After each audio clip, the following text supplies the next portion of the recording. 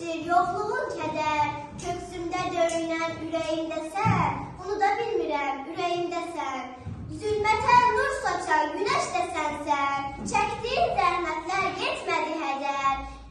Azəri yurdumda elimdəsənsən, onu da bilmirəm, ürəyimdəsən.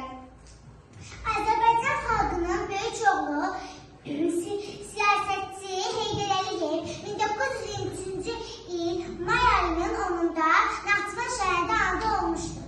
Ulu öndər Heydər Əliyev Azərbaycana 2 dəfə rəhbərlik çəkmişdir. Birinci rəhbərlik dövründə Azərbaycanda 250 fabrik və zavod tikilmiş, 600 min insan işlə təmin olunmuşdur. Heydər Əliyevin Azərbaycanda ikinci rəhbərliyi 1993-2003-cü illərdə olmuşdur.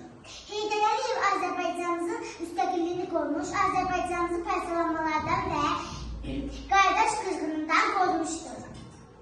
Heydər Əliyev sayəsində Azərbaycanımız güclənmişdir. Ulu öndər Heydər Əliyev 2003-cü il dekabrın 12-də vəfat etmişdir. Allah ona